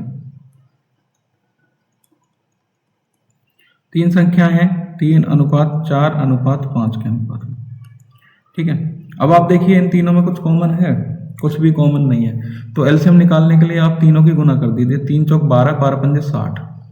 जो 60 यूनिट आई है उसकी वैल्यू आपकी कितनी है, 1800 के बराबर। ठीक है, ये 60 यूनिट है। ठीक है, अब आप एक यूनिट की वैल्यू निकालिए, 1800 बटे में हम क्या करेंगे, 60 कर देंगे, 1 0 से 1 0, 6 से 30 बार। अब आपसे पूछ रहे दूसरी संख्या क्या है, दूसरी संख्या 4 यूनिट के बराबर है, तो 4 यूनिट की वैल्यू निकालिए, 1 यूनिट 30 के बराबर है, तो 4 कितने के बराबर हो गया, 30 गुना 4 120 के बराबर हो जाएगा। ऑप्शन नंबर कौन सा हो जाएगा आपका, सी हो जाएगा। ठीक है, ऑप्शन नंबर कौन सा हो जाएगा, सी हो जाएगा। आपका अगला क्वेश्चन, क्वेश्चन नंबर 22। ठीक है, यदि ए का वेतन बी के वेतन से 30% अधिक है तो बी का वेतन ए के वेतन से कितने परसेंट कम है, ये आपको बताना है। ठीक है, ध्यान दीजिए, ए का वेतन यानी ये ए हो गया और ये बी है। ए का वेतन बी के वेतन से 30% अधिक है, बी के वेतन से अधिक है, तो हम क्या करेंगे यहाँ पे बी का वेतन 100 मान लेंगे। अब ध्यान रखिए जब इसका 30% अधिक है तो 130 हो जाएगा। ठीक है, आपसे कह रहा है कि बी का वेतन 0 से 0 कट जाएगी। ठीक है, बी का वेतन ए के वेतन से कितने % कम है। अब देखिए 10 जो है 13 से कितना कम है। पहले तो इनका डिफरेंस देख लीजिए, दोनों का डिफरेंस कितना है 3। अब आपको नीचे क्या रखना है, इनिशियल वैल्यू क्या लेनी है वो ध्यान से देखिए। बी का वेतन ए के वेतन से, ठीक है, ठीक है, बी का वेतन ए के वेतन से, तो नीचे आएगा ए का वेतन यानी 13 के बराबर गुना में आपका 100, 300 बटे 13, 13 दूनी 26। ठीक है, 13 दूनी 26, 4 बचे 40 हो गए, 13 3 39। ठीक है, कोई भी ऑप्शन नहीं है, सीधा सीधा ये आंसर है, और आप भाग कर लेंगे तो 23.1% आ जाएगा। हमें कई बार पूरा पूरा गुना या पूरा पूरा भाग करने की भी जरूरत नहीं पड़ती, हम ऑप्शन से चेक कर सकते हैं कि भाई देखो अब हमने देखा कि भाई हमारा 23 पॉइंट कुछ आ रहा है, ये भी नहीं है, ये भी नहीं है, ये भी नहीं है, सीधा यही आंसर होगा। ठीक है, आगे कैलकुलेट करने की जरूरत भी नहीं है। ठीक है, अगला क्वेश्चन आपका क्वेश्चन नंबर 22। एक वस्तु का लागत मूल्य, ठीक है, लागत मूल्य बोले तो क्रिया मूल्य, ठीक है, सेम ही चीजें होती हैं, अंकित मूल्य के 64% के बराबर है। ठीक है, 4% की छूट देने के बाद प्राप्त लाभ परसेंटेज आपको बताना है। ठीक है, देखो पहली बात आपको ध्यान रखना है सीपी, और ये हो गया आपका क्या एमपी, यानी ये तो आपका क्रिया मूल्य है, ये आपका मार्क प्राइस यानी कि अंकित मूल्य है। ठीक है, अब वो आपसे कह रहा है किसी वस्तु का लागत मूल्य अंकित मूल्य के 64% के बराबर। मैंने क्या करा, अंकित मूल्य 100 रुपये मान लिया, और जब लागत मूल्य कितना हो जाएगा उसका 64% यानी 64 के बराबर। अब वो कह रहा है कि उस पे 4% की छूट मिल रही है। ठीक है, कितने परसेंट की, 4% की। 100 का 4% कितना हो जाएगा, 4 रुपये यानी कितना आ जाएगा 96 के बराबर। देखो ये तो आपका क्या हो जाएगा, ये हो जाएगा आपका विक्रय मूल्य, इतने में वो चीज बिक गई। अब देखिए आपके पास सीपी भी है, एसपी भी है, मार्क प्राइस भी है। आपसे कह रहा है लाभ परसेंट क्या है, लाभ कैसे निकालेंगे, देखो सीपी है और एसपी भी है यानी क्रिया मूल्य विक्रय मूल्य। 64 रुपये की चीज 96 में बिक रही है, ऑब्वियस सी बात है क्या होगा, लाभ होगा, कितना का होगा 32 रुपये का। हम क्या करेंगे, विक्रय मूल्य में से क्रिया मूल्य घटा देंगे, यानी एसपी में से सीपी घटाएंगे, 32 आ जाएगा। 32 बटे में सीपी कितना है 64 गुना में 100, 32 दूनी 64 और 2 से 50%। ठीक है, मैं आपको फॉर्मूला भी बता देता हूँ। लाभ का जो फॉर्मूला है वो आपका क्या है, विक्रय मूल्य माइनस क्रिया मूल्य। ठीक है, अब आपसे बोले तो लाभ परसेंटेज का फॉर्मूला क्या है, लाभ बटे क्रिया मूल्य गुना 100। ठीक है, ये दो फॉर्मूला। ओके, अगला क्वेश्चन आपका क्वेश्चन नंबर 23। यदि 28 वस्तुओं का लागत मूल्य, या बोले तो 28 वस्तुओं का क्रिया मूल्य 21 वस्तुओं के विक्रय मूल्य के बराबर है, तो लाभ परसेंटेज क्या है। 101% आएगा ये क्वेश्चन इस बार भी। ठीक है, मोस्ट इंपोर्टेंट क्वेश्चन है, इस बार भी पक्का आपको मिलेगा ही मिलेगा। सॉल्यूशन कैसे करते हैं इस टाइप का क्वेश्चन का, बहुत आसान सॉल्यूशन है, मैं बता देता हूँ। आप देखिए, आप लिख लीजिए सीपी बटे एसपी, क्या लिख लीजिए सीपी बटे एसपी। ठीक है, करना क्या है, आप देखिए कि जो लागत मूल्य के साथ वैल्यू है ये कितनी है 28 है, इसको तो लिखिए एसपी के सामने, यानी एसपी नीचे है तो ये हो गई 28। अब आप देखिए विक्रय मूल्य के साथ जो वैल्यू है उसको लिखिए सीपी के सामने, ये हो गई क्रिया मूल्य के सामने यानी 21। अब आपको मिल गया सीपी आपका 21 है, एसपी 28 है। 21 रुपये की चीज 28 रुपये में बेच रही है तो कितने का फायदा हुआ 7 रुपये का, यानी विक्रय मूल्य में से हम क्रिया मूल्य घटा देंगे तो कितना आ गया 7 रुपये। ठीक है, ये क्या है आपका प्रॉफिट, बोले तो लाभ। अब परसेंटेज में निकालना है, 7 रुपये प्रॉफिट है, कितने पे सीपी है आपका कितना 21, 7 बटे 21 गुना में 100, 7 से 3 बार 100 बटे 3 मीन्स 33.33%। बहुत आसान क्वेश्चन, ऑप्शन नंबर कौन सा हो जाएगा बी। ठीक है, ये क्वेश्चन इस बार भी 101% आपको एस्टेट के लेवल 1 लेवल 2 में पक्का मिलेगा, टीजीटी मैथ्स में, और लेवल 1 के जो आपके 30 क्वेश्चन आते हैं मैथ के, उनमें ये 101% मिलेगा आपको इस बार भी। ठीक है, आपका अगला क्वेश्चन क्वेश्चन नंबर 25। ठीक है, तीन संख्याओं का अनुपात, अच्छा ये तो मैं पहले करा चुका हूँ, ठीक है, ये डबल रिपीट हो गया। अगला क्वेश्चन, ठीक है, एक आयत की लंबाई और चौड़ाई का अनुपात 3:2 है, ठीक है। एक आयत की लंबाई और चौड़ाई का अनुपात 3:2 है, उसका परिमाप 20 सेंटीमीटर है, तो आपको आयत का क्षेत्रफल बताना है, ठीक है। आयत का जो परिमाप होता है वो होता है 2 इंटू लंबाई L प्लस में B, ठीक है। अब इसकी वैल्यू आपको कितनी दी हुई है, कितने के बराबर दी हुई है, 20 के बराबर, ठीक है। तो L प्लस B हम यहाँ से कैसे निकालेंगे, ये 20 के बटे में चला जाएगा, 20/2 मीन्स बोले तो 10, ठीक है, 20/2 बोले तो 10। अब देखिए L किस अनुपात में दी हुई है, 3:2, यानी इसकी जगह हम 3x रख सकते हैं, प्लस में B की जगह 2x/10, 5x बराबर 10, x की वैल्यू निकालेंगे तो 10/5 मीन्स 2। अब आपसे कह रहा है कि आयत का क्षेत्रफल क्या होगा। देखो जो हमारे लंबाई मानी थी वो 3x और 2x में थी, वैल्यू कैलकुलेट कर लो, 3 × 2 6 और ये हो गई 2 दूनी 4। जो आयत का क्षेत्रफल होता है हमारे पास लंबाई भी आ गई, चौड़ाई भी आ गई, ठीक है, ये L है, ये B है, वो होता है किसके बराबर, LB के बराबर, यानी 6 × 4 24, ठीक है, सेंटीमीटर स्क्वायर। मैं फिर से बता देता हूं इस क्वेश्चन को। आयत का जो परिमाप होता है वो होता है 2 इंटू लंबाई जमा में चौड़ाई, और उसकी वैल्यू हमें कितनी दी हुई है, 20 सेंटीमीटर, ठीक है। L प्लस B की वैल्यू निकालेंगे, ये 2 इधर गुना में बटे में चला जाएगा, आ जाएगा 10। अब हमसे बोल रहा था लंबाई और चौड़ाई 3:2 के अनुपात में, तो हमने क्या करा, हम उनको मान लिया कि 3x 2x, अब लग दिया इस L की जगह 3x, B की जगह 2x, तो 5x बराबर 10, x की वैल्यू आ जाएगी 2। तो हमारी जो लंबाई चौड़ाई है उनकी वैल्यू 3x 2x थी, तो 3 दूनी 6 और 2 दूनी 4, हमारे पास क्या आ गया, L और B की वैल्यू आ गई। और आयत का क्षेत्रफल किसके बराबर होता है, लंबाई गुना में चौड़ाई, तो लंबाई गुना चौड़ाई की वैल्यू किसके बराबर है, 6 × 4 आपका कितना, 24, ठीक है। अगला क्वेश्चन आपका, एक ठोस गोलार्ध का कुल पृष्ठीय क्षेत्रफल, ठीक है। पहले तो आप ये देख लीजिए जो गोलार्ध होता है वो होता कैसा है आपका, ऐसे कटोरी देखिए आपने, कटोरी जैसा होता है, ठीक है। उसका कुल जो पृष्ठीय क्षेत्रफल होता है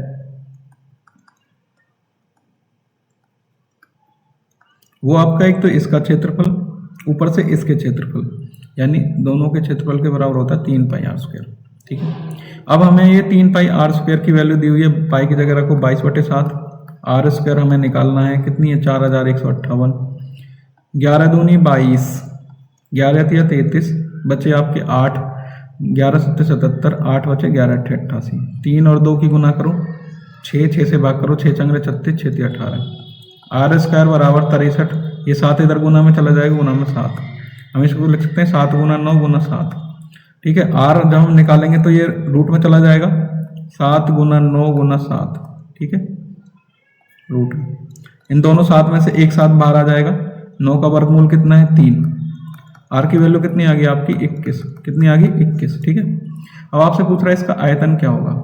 देखो गोलार्ध है, गोलार्ध का आयतन होता है आपका कितना, 2/3 πr³, 2/3 पाई की जगह रखो 22/7, r आपका 21 × 21 × 21, ठीक है, 7 × 3 21, 21 से 1 21 कट गया, ठीक है। अब मैं आपको एक ट्रिक बताता हूँ, इकाई के अंकों की गुना कीजिए, 1 × 1 1, 1 दूनी 2 और 2 दूनी 4, यानी यूनिट जो डिजिट होगी, यानी जो इकाई का अंक होगा वो 4 होगा। इसमें देखिए 2 है, कैंसिल, इसमें देखिए 2 है, कैंसिल, इसमें कितना है, 8, हमें चाहिए क्या था, 4। सिंगल एक ऐसा ऑप्शन है जिसमें जो आपका यूनिट डिजिट है, यानी जो इकाई का अंक है वो आपका कितना है, 4 है। आपका आंसर होगा डी, आंख बंद करके, कैलकुलेशन की भी जरूरत नहीं है आप, ठीक है। और आप चाहो तो अगर ऑप्शन 2 सेम आ जाते हैं तब आपको कैलकुलेट करना पड़ेगा, ठीक है। अगला क्वेश्चन आपका, नल एक नल है ए, वो किसी टंकी को 6 घंटे में भर सकता है, बी नल उसी टंकी को 8 घंटे में भर सकता है, सी नल उस टंकी को खाली कर रहा है जो 4 घंटे में करता है। यदि तीनों नलों को एक साथ खोल देते हैं तो टंकी को भरने में कितना टाइम लगेगा वो हमें बताना है, ठीक है। बहुत आसान क्वेश्चन है और इम्पोर्टेंट भी है। मान लो वो तीनों नल हैं, ए, ये बी है, ये सी है, ठीक है। ये क्या कर रहा है, 6 घंटे में भर रहा है, ये 8 घंटे में भर रहा है, ये खाली कर रहा है, तो मैं इसके आगे माइनस का निशान लगा देता हूँ, भाई ये कम कर रहा है, ठीक है। एलसीएम लेंगे तीनों का, 24 आ जाएगा। 6 से भाग करेंगे 4, 8 से 3 बार, और 4 से भाग करेंगे तो 6, माइनस लगा लेंगे, ठीक है। अब आप देखिए कि तीनों मिल करके देखो टोटल जो टंकी की कैपेसिटी है वो तो आपकी 24 के बराबर है, ठीक है। टाइम एंड वर्क की तरह ही है, टोटल कैपेसिटी आपकी कितनी है, 24 के बराबर। अब देखिए कि 1 घंटे में वो कितना यूनिट पानी भर रहे हैं। देखो 4 + 3 7, और 7 में से 6 हमने घटा दिया, कितने के बराबर आ गया, 1 के बराबर। तो यानी कि तीनों मिलकर के 1 यूनिट भर रहे हैं, और टोटल यूनिट कितना है, 24। तो कितना टाइम लग जाएगा, 24 से जब 1 को भाग करेंगे तो 24 के बराबर आ जाएगा, ठीक है। 24 के बराबर, यानी ऑप्शन नंबर हो जाएगा कौन सा आपका, ए, ठीक है। अगला क्वेश्चन आपका क्वेश्चन नंबर 28, ठीक है। अगला क्वेश्चन आपका क्वेश्चन नंबर 28 है। एक नाव धारा के अनुकूल 72 किलोमीटर की दूरी 6 घंटे में तय करती है, जबकि धारा के प्रतिकूल समान दूरी तय करने में उसको 12 घंटे लगते हैं। स्थिर जल में नाव की गति बतानी है आपको। पहले ना मैं आपको एक कंसेप्ट समझा देता हूँ, फिर इस क्वेश्चन को हम सोल्व करेंगे, ठीक है। मान लीजिए ये आपकी नदी बह रही है, ठीक है।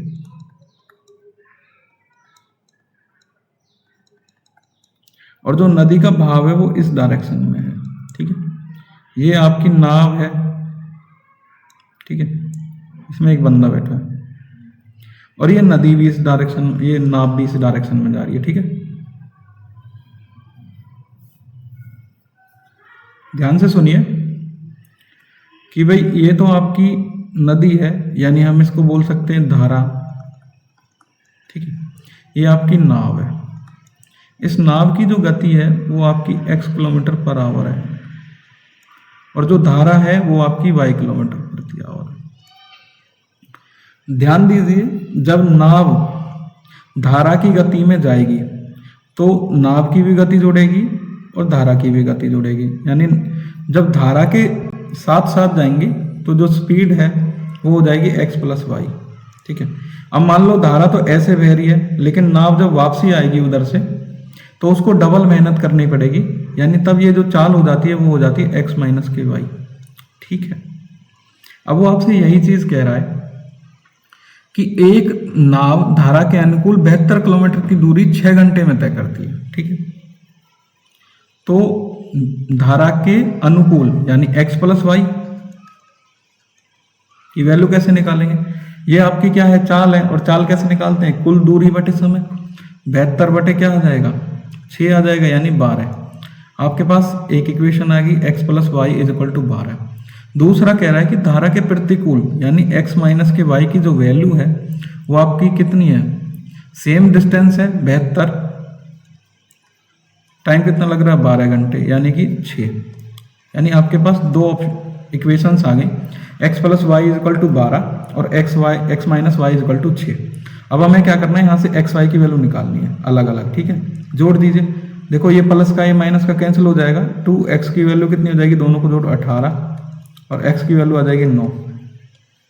वैल्यू पुट करिए 9, ठीक है, प्लस में y = 12 और y = 12 - 9 = 3, ठीक है। अब आपसे कह रहा है कि स्थिर जल में नाव की चाल बतानी है। नाव की चाल क्या मानी थी हमने, x किलोमीटर, x की वैल्यू कितनी आई, 9 किलोमीटर, 9 किलोमीटर प्रति घंटा। ऑप्शन नंबर कौन सा हो जाएगा, बी हो जाएगा, ठीक है। आपका अगला क्वेश्चन, एक पहिए का व्यास 49 सेंटीमीटर है, चक्रों की संख्या बतानी है आपको, 924 मीटर की दूरी तय करने में कितने चक्कर लगाने होंगे। पहले तो आप इस कंसेप्ट को समझो कि देखो ये कोई पहिया है, क्या है, एक पहिया है, ठीक है, और ये इसका आउटर एरिया है, ठीक है। पहिया एक चक्कर में कितनी दूरी तय करेगा, इतनी ही तो दूरी तय करेगा जितना इसका यहां से यहां तक का क्या है, परिधि है या परिमाप है, ठीक है। इतनी ही दूरी करेगा एक चक्कर में तय। तो एक चक्कर मतलब परिधि की वैल्यू क्या होती है आपकी, 2πr। वैल्यू पुट करो, 2 गुना 22/7। आर क्या दिया हुआ आपको, व्यास दिया हुआ 49, तो 49 बटे हम क्या लिख देंगे, आधा होता है, त्रिज्या जो होती है वो व्यास की आधी होती है, ठीक है। 7 से 7 बार और 2 से 2 कट गया, 22 गुना 7 आपका आ गया 154 सेंटीमीटर आ जाएगा, ठीक है। एक जो चक्कर में तय की गई दूरी है वो आपकी 154 सेंटीमीटर के बराबर है।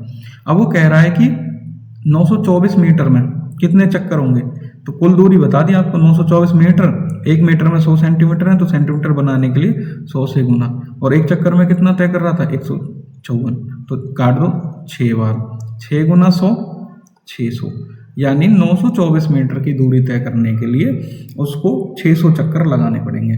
ऑप्शन नंबर कौन सा हो जाएगा, डी हो जाएगा, ठीक है। कौन सा हो जाएगा, डी हो जाएगा। अगला क्वेश्चन आपका, एक वृत्त का परिमाप 13.2 सेंटीमीटर है, तो वृत्त की त्रिज्या बतानी है आपको।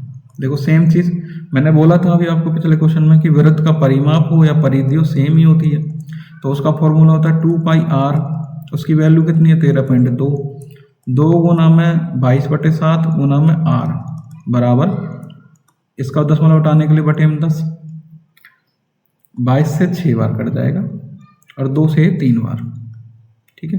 ध्यान रखिए आपके पास क्या है, r/7 बराबर 3/10, 7 गुना 3, r बराबर 7 गुना 3 21/10, यानी r बराबर 2.1। ऑप्शन नंबर सी, ठीक है। आपका अगला क्वेश्चन, क्वेश्चन नंबर 32, ठीक है। यदि 5 वर्षों के लिए मूलधन और साधारण ब्याज का जो अनुपात है वो आपका 10:3 है,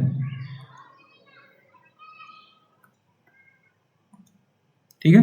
5 वर्षों के लिए मूलधन और साधारण ब्याज का अनुपात 10:3 है, तो आपको बताना ब्याज की दर क्या है। साधारण ब्याज जो होता है यानी सिंपल इंटरेस्ट का फॉर्मूला होता है PRT, प्रिंसिपल गुना रेट गुना टाइम बटे 100, ठीक है। साधारण ब्याज की वैल्यू आपको दी हुई है, मान लो 3 यूनिट, प्रिंसिपल आपका कितना है 10, आर आपको निकालनी है, टाइम कितना दिया हुआ है 5, बटे में आपके 100, 1 0 से 1 0 कट गई, 5 दूनी 10, 3 गुना 6, यानी ऐसे बटे में करेंगे, 3 गुना 6 की वैल्यू आर के बराबर, आर बराबर 3 गुना 2 बराबर 6, ऑप्शन नंबर बी, ठीक है, 6%। आपका अगला क्वेश्चन, क्वेश्चन नंबर 33, एक निश्चित राशि, देखो ये आपका बार बार पूछा जाने वाला एग्जाम क्वेश्चन है एग्जाम में, तो ये आपका मोस्ट इंपोर्टेंट क्वेश्चन और बहुत आसान भी है। देखो मैं इसमें दोबारा आया ये सेम क्वेश्चन मीन्स, तो आपसे पूछ रहा है कि एक निश्चित राशि साधारण ब्याज पर 3 वर्षों में 5 गुनी हो जाती है। मान लो वो राशि P है, कितनी हो जाती है 5 गुना, यानी 5P, कितने टाइम में 3 वर्षों में। ये आपका क्या है, मूलधन है, ये आपका मिश्रधन है, ब्याज निकालिए, 5P में से P घटा दीजिए, 4P हो जाएगा। कितना हो जाएगा, 4P हो जाएगा, ठीक है। अब आपसे कह रहा है कि वो कितने वर्षों में 13 गुना हो जाएगी, यानी P से 13P हो जाएगी। ब्याज कितना आएगा आपका 12P, कितना आएगा 12P, और साधारण ब्याज हर साल सेम होता है, उसमें कोई चेंज नहीं होता, यानी 4P कितने टाइम में हुआ 3 साल में, तो इसका 3 गुना कितने हो जाएगा, 3 गुना 3 मीन्स 9 ईयर्स में। ऑप्शन नंबर कौन सा हो जाएगा, सी हो जाएगा। कौन सा हो जाएगा, सी हो जाएगा। अगला क्वेश्चन आपका क्वेश्चन नंबर 34, यदि विक्रय मूल्य पर लाभ जो है वो 40% है, कितना है 40, वास्तविक लाभ परसेंट क्या होगा ये आपको बताना है, ठीक है। ध्यान रखिए जो लाभ होता है या फिर जो हानि होती है वो हमेशा क्रिया मूल्य पर होती है। किस पे होती है, क्रिया मूल्य पर होती है। 40% का लाभ मीन्स हम ये लिख सकते हैं 40/100, लिख सकते हैं कि नहीं लिख सकते, 0 से 0, 2 दूनी 4, 2 पंजे 10, हम ये लिख सकते हैं 2/5। आपको हमेशा याद रखना है जो ये नीचे वाली वैल्यू होती तो CP है यानी क्रिय मूल्य है, लेकिन आपसे क्वेश्चन में कह रहा है कि ये विक्रय मूल्य पर लाभ दे रखा है, यानी 5 की वैल्यू जो है वो विक्रय मूल्य है ये, और ये आपका लाभ है, ठीक है। अब आप देखिए 5 रुपए में कोई चीज बिकी है और 2 रुपए का फायदा भी हुआ है, तो खरीदी कितने में होगी, कम में खरीदेगा ना, तो हमें क्रिय मूल्य मिल जाएगा, कितना हो जाएगा 5 माइनस के 2 बराबर 3। अब आपको लाभ परसेंटेज बताना है, एक्चुअल क्या है वो किसके बराबर है, लाभ कितना है आपका 2, क्रिय मूल्य आपका कितना आ जाएगा 3 गुना में 100, 200/3%। ऑप्शन नंबर कौन सा हो जाएगा? ए हो जाएगा। कौन सा हो जाएगा? ए हो जाएगा। ठीक है, अगला क्वेश्चन आपका बहुत आसान और अच्छा भी क्वेश्चन है। आपको बताना है 25a² - 4 का गुणनखंड क्या होगा। ठीक है, गुणनखंड बताने हैं, ध्यान से देखिए, बहुत आसान क्वेश्चन है। 25a² - 4, इसके आपको गुणनखंड बताने हैं क्या क्या होंगे। तो इसको हम क्या लिख सकते हैं? हम ऐसे नहीं लिखते 5a का होल स्क्वायर, इसका मतलब होता है 5 का स्क्वायर यानी 25, a का स्क्वायर मीन्स a²। और इसको हम ऐसे लिख सकते हैं a का 2 की पावर 2 यानी 2 का स्क्वायर। अब आपके पास ये क्या है? a का स्क्वायर माइनस के b का स्क्वायर। एक फॉर्मूला है a² - b² का, वो किसके बराबर होता है? a माइनस के b और a प्लस b के बराबर होता है। ये आपको याद रखना है, अलजेब्रे का ये फॉर्मूला। ठीक है, अब रखिए वैल्यू 5a - के 2 और 5a + 2। ठीक है, 5a - के 2 और 5a + 2। ऑप्शन देखो कौन सा है? ए। ठीक है, ये इसका आंसर होगा। अगला क्वेश्चन, क्वेश्चन नंबर 36। एक वर्ग के क्षेत्रफल में कितने % की वृद्धि होगी यदि वर्ग की प्रत्येक भुजा में 10% की वृद्धि होती है? तो देखो, बहुत आसान सा क्वेश्चन है। वर्ग का जो क्षेत्रफल होता है वो होता है a² के बराबर। हम इसको ऐसे भी तो लिख सकते हैं a × a। ठीक है, अब वो कह रहा है कि a में जो वृद्धि है वो कितनी है? 10%। कितनी है? 10%। अब आपको बताना है, एक मैंने फॉर्मूला बताया था इसके लिए x + y प्लस में xy/100। अब देखो, उधर मैंने बताया था डिस्काउंट के लिए, तो डिस्काउंट क्या होता है? चीज़ें कम होती है तो हम माइनस का निशान लगा रहे थे। अब यहाँ पे चीज़ें क्या हो रही हैं? बढ़ रही हैं, यानी x की वैल्यू भी 10 ही है और y की वैल्यू भी 10 है आपकी।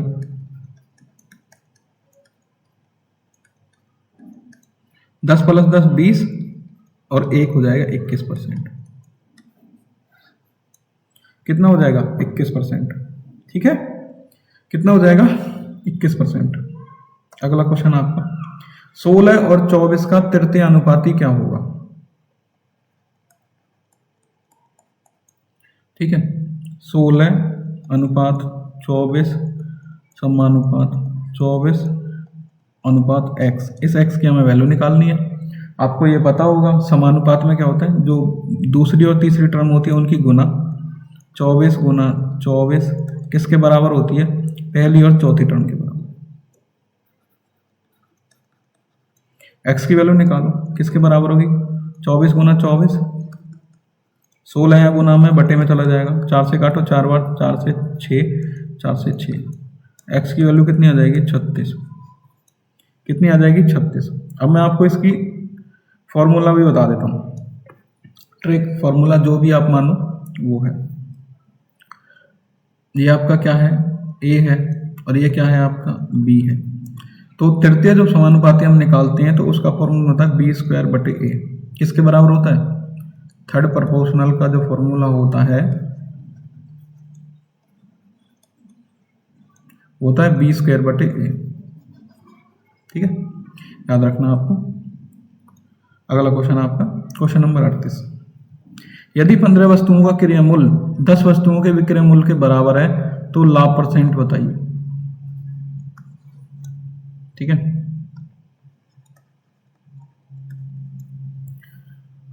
पंद्रह वस्तुओं का क्रय मूल्य 10 वस्तुओं के विक्रय मूल्य के बराबर है तो लाभ % बताइए। इस टाइप के क्वेश्चन में सीधा लिखिए CP/SP। क्या लिखिए? CP/SP, यानी क्रय मूल्य बटे विक्रय मूल्य। हिंदी वाले ऐसे भी लिख सकते हैं, क्रय मूल्य बटे विक्रय मूल्य।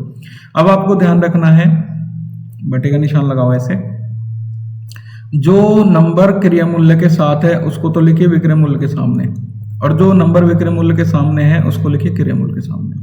ठीक है, अब आपको क्रय मूल्य मिल गया 10 रुपये, विक्रय मूल्य मिल गया 15। अब देखिए 10 की चीज़ 15 में बिक्री है, फायदा हुआ कितने का? 5 रुपये का। अब आपको बताना परसेंटेज में। देखो, आपका जो फायदा है यानी कि जो आपका प्रॉफिट है वो 5 रुपये का है, और प्रॉफिट परसेंटेज आपको बताना है तो कैसे निकालते हैं? प्रॉफिट यानी 5 बटे क्रय मूल्य गुना में 10 और बटे में 10 गुना में 100। 1 0 से 1 0 कट गई, 10 × 5 बराबर 50%।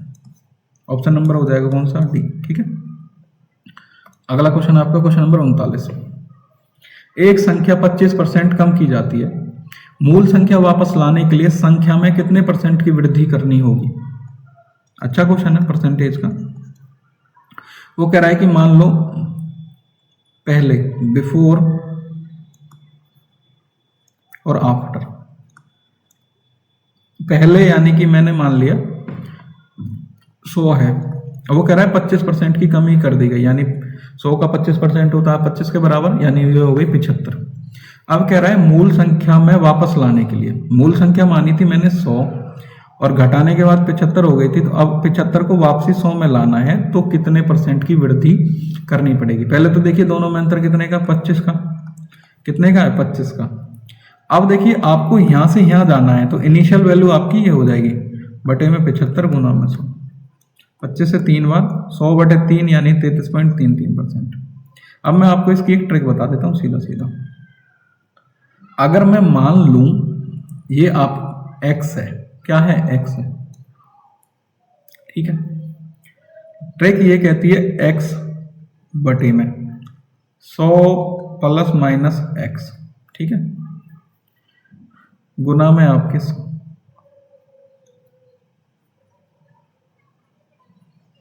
ध्यान रखिए, कम हो रहा है तो 100 में से घटा देंगे, बढ़ रहा है 100 में जोड़ देंगे। फॉर्मूले में वैल्यू पुट करते हैं, x की जगह पे 25 क्या हुआ है, कम हुआ है, 100 माइनस 25 75 गुना में 100, 25 या 75, 100 बटे 3 मीन्स 33.33। अगर मान लो ये होता कि 25% ज़्यादा हो रहा है तो कैसे करते, तब करते हैं हम 25 बटे 100 जमा 25 125 गुना में 100, 5, ये आ जाता 20%, ठीक है। तो ये वाला फॉर्मूला था। अगला क्वेश्चन, क्वेश्चन नंबर 40। यदि 3:6 समानुपात 10:y है तो हमें y की वैल्यू बतानी है। ध्यान देखिए, 3:6 समानुपात 10:y। देखो इसको कैसे सॉल्व करेंगे, यानी जो दूसरे और तीसरे नंबर की जो गुना है वो किसके बराबर होती है, पहले और चौथे नंबर की गुना के बराबर, ठीक है। तो 6 गुना में 10 बराबर 3y, और 3y की वैल्यू है आपकी 60 और y की वैल्यू आएगी 60 बटे 3 मीन्स 20। y की वैल्यू कितनी आएगी, 20। ऑप्शन नंबर हो जाएगा आपका कौन सा, बी, ठीक है। अगला क्वेश्चन देखो, अभी मैं आपको एक और कंसेप्ट बताऊंगा जो आपके कोई भी एग्जाम हो उस एग्जाम के पॉइंट ऑफ व्यू से बहुत इंपॉर्टेंट है, ठीक है। और एस्टेट में तो इसका एक क्वेश्चन एक कई बार 2 एज इट इज मिलते हैं और बहुत आसान सा कंसेप्ट है। देखो आपको x प्लस 1/x की वैल्यू k दे रखी है, ध्यान से देखना है। अगर आपको x प्लस 1/x की वैल्यू k दे रखी है, ध्यान से देखना इस क्वेश्चन को, सेम टू सेम मिलेगा। x की पावर 2 प्लस 1/x की पावर 2 किसके बराबर होंगी, कुछ नहीं करना, सीधा सीधा लिखना है k की पावर 2 माइनस के 2। क्या लिखना है, k की पावर 2 माइनस के 2। लिख लेना कॉपी में, सेम टू सेम क्वेश्चन मिलेगा, गारंटी है इस बात की। याद करोगे आप, अगर आपने मिस कर दिया तो आप 1 नंबर खो दोगे, ठीक है। तो क्वेश्चन कर देते हैं इस कंसेप्ट का। x प्लस 1/x मिलेगा कैसे, if x plus 1/x is equal to 7 है तो x की पावर 2 प्लस 1/x की 2 की वैल्यू क्या होगी। अगर आपको फॉर्मूला याद है आप 2 सेकंड में आंसर निकाल लोगे। आपको पता है ये वैल्यू किसके बराबर है, k के बराबर। इसकी वैल्यू क्या होगी, k की पावर 2 माइनस के 2 यानी 7 की पावर 2 माइनस के 2, 7 7 49 माइनस के 2 मीन्स 47, ठीक है। क्या आएगा, x की पावर 2 प्लस 1/x की पावर 2 की वैल्यू आ जाएगी क्या, 47। एक और क्वेश्चन करा देता हूं आपको। x प्लस 1/x की वैल्यू 4 है तो x की पावर 2 जमा 1/x की पावर 2 किसके बराबर होगी। सीधा सीधा आपको आंसर लिखना है 4 की पावर 2 माइनस के 2, 16 माइनस के 2 बराबर 14, ठीक है। ये कंसेप्ट आपके एग्जाम के पॉइंट ऑफ व्यू से बहुत इंपॉर्टेंट है। सीधा एक क्वेश्चन आएगा, ठीक है। एक और कंसेप्ट मैं आपको बता देता हूँ आज, और यही हमारा लास्ट भी होगा, ठीक है। मैं ये कह रहा हूँ कि x प्लस 1/x आपको k दिया हुआ है, तो आपसे कहता है x की पावर 3 प्लस 1/x की पावर 3 किसके बराबर होगी, k की पावर 3 माइनस के 3k के बराबर। ध्यान रखना है आपको ये, यदि आपको x प्लस 1/x की वैल्यू k दे रखी है तो आपको x की क्यूब प्लस 1/x की पावर 3 या क्यूब वो आपके k क्यूब माइनस 3k के बराबर होती है। अब मैं आपको एक क्वेश्चन करा देता हूँ, x प्लस 1/x की वैल्यू आपको 4 दी हुई है, तो x की पावर 3 प्लस 1/x की पावर 3 किसके बराबर होगी, सीधा सीधा वैल्यू पुट करो, 4 की पावर 3 माइनस के 3 गुना 4, 4 की पावर 3 होते हैं 64 माइनस के 3 गुना 4 बराबर 12, आंसर आ जाएगा आपका कितना, 52। कितना आ जाएगा, 52, ठीक है। तो आज की वीडियो में इतना ही, ठीक है। अगर आपको क्वेश्चंस अच्छे लगे हों तो वीडियो को लाइक, चैनल को सब्सक्राइब करना बिल्कुल भी ना भूलें और अपने दोस्तों तक ज़रूर शेयर करें, ठीक है, ताकि आपके हर किसी पर्सन की जिन्होंने स्टेट फिल कर रखा है उनके लिए थोड़ी सी क्या हो सके, हेल्प हो सके, ठीक है। और मैं आपके लिए जल्दी में ही और भी अच्छी अच्छी 1-2 मैराथन लेके आने वाला हूँ, ठीक है। जो अगली हमारी मैराथन होगी वो हमारे मेंसुरेशन यानी कि क्षेत्र में थी, और आपका मैक्सिमम जो पोर्शन होगा उसमें ट्रिग्नोमेट्री, ज्योमेट्री, ठीक है, नंबर सिस्टम, इसके बेस पे होगी। और आप देखेंगे कि जब आप ये मैराथन क्लासेस पूरी कर लेंगे, 4 से 5 मैराथन क्लासेस हमारी होंगी, ठीक है, उसके अलावा छोटी छोटी क्लासेस भी होंगी। जब आप देखेंगे कि जब आप इन मैराथन क्लासेस को पूरा कर लेते हैं तो आपका मैक्सिमम पेपर कवर हो जाता है। जब आप पेपर में बैठेंगे तो आपको लगेगा कि बहुत आसान क्वेश्चन आ रखे हैं, और मैक्सिमम क्वेश्चन आपके इन्हीं वीडियोस में से मिल जाएंगे आपको, ठीक है। जो मैंने आपकी जो ये मैराथन तैयार किए हैं वो आपके PYQ पैटर्न को ध्यान में रखते हुए तैयार किए हैं, ठीक है।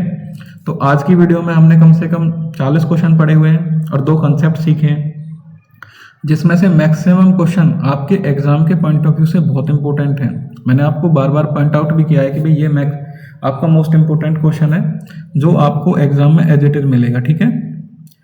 तो आज के लिए इतना ही, चलते हैं, मिलते हैं फिर एक नेक्स्ट वीडियो में, ठीक है। Okay, thank you so much.